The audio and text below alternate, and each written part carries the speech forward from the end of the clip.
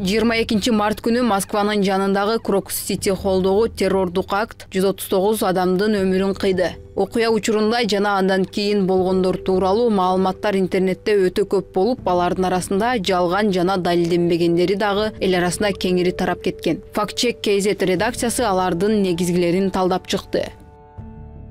Алгачкылардан болуп Кремлди жактаган Пул номер 3 Telegram каналында Украинанын улуттук коопсуздук жана коргонуу кеңешинин катчысы Алексей Данилов терактка Украинанын тиешеси бар деген имиш видеосу таркатылган. Орусиялык ТВнын алып баруучулары жана Звезда каналы бөлүшүп жетишкен видео дипфейк болуп чыкты. Аны жаратуу үчүн Мы Украина телеканалынын эфиринин жазуусу колдонулган. Андан алып баруучу менен Данилов эмес, Кирилл Буданов маектешкенин көрсөк болот. Теракттан көп өтпөй шектүүлөр тууралуу багыттоо маалыматтар таркатыла баштаган. Алар күч органдарына жакын ВЧК ОГПУ каналына шилтеме кылышкан. Орусиянын ички иштер министрлигине таандык Telegram канал билдиргендей, аталган адамдар быйыл мартта жок кылынган. Кийинчерээк ири Telegram каналдарда пайда болгон дагы бир багыттоо маалымат дагы толугу менен жалган болуп чыкты. Шектүүлөрдүн 3-өө Тажикстандын жарандары деген маалыматка бул өлкөнүн тышкы иштер министрлиги жооп кылып, жарандардын 2-өө 2023 жылдан бери Тажикстанда болгон жана алардын кылмышка эч кандай тиешеси жок экенин билдирген. Самарада жашап 22 март күнү ал үй бүлөсү менен болгонун билдирип, укук коргоо органдарына өзү келген 3-чү шектүү дагы терактка эч кандай тиешеси жок экенин айткан.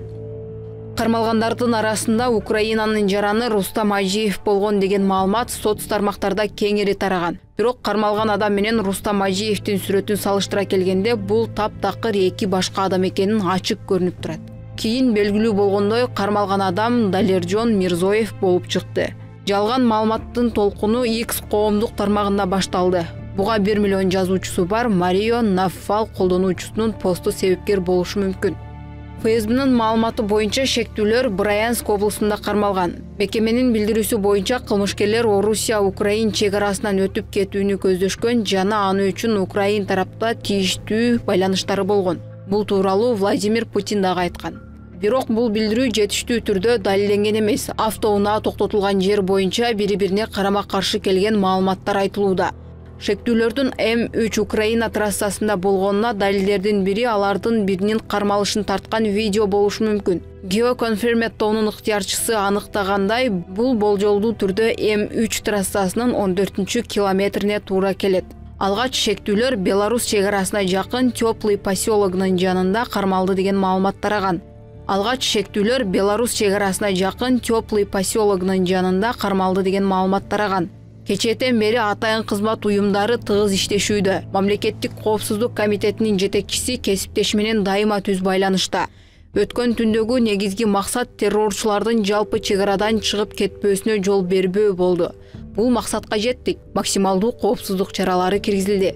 Bir saat өтпөй Орусиянын Мамдумасынын депутаты Александр Хинштейн алдын ала маалымат боюнча автоунаа Хатсун айылында жакын жерде байкалган деп билдирген. Бул айыл Теплый поселогунан 200 чакырым алыстыкта жайгашкан. Кийинчерээк ЖМКлар билдиргендей, автоунаа Киев шоссесинин 376 километринде токтотулган. Сүрөттөгү чоң карагай жана анын жанындагы кичирээк карагай көзгө урунат. Google картаны колдонуп 375 километр менен 376 километрдин ортосунда сүрөттөгү карагайга окшош карагайды көрсөк болот.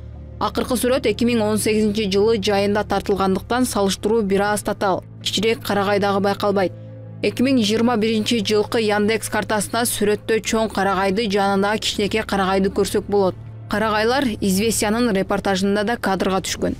Ошентип автоунаа башында эле Киев шоссесинде болгонбу же аны кууп жүрүп ушул жактан токтотушканбы? Шектүүлөр Теплый поселогунун жанында болушканбы же бул жалган маалыматпы? Террорчулардын жалпы чек арадан чыгып кетпөөсү тууралуу айтып жаткан Беларустун Орусиядагы элчиси эмнени айткысы келди эле? Чынында эле автоунаа Украина тарапка бараттı эле же биринчи көзгө урунган жол аркылуу качып кетүү аракетинде болду эле? Азырынча булар белгисиз. Бул суроолорго так жооптун жоктугу, жалпы эле маалыматтын жетишсиздиги Украинанын тиешеси бар деген версияны негиздүү деп эсептегенге жол бербейт.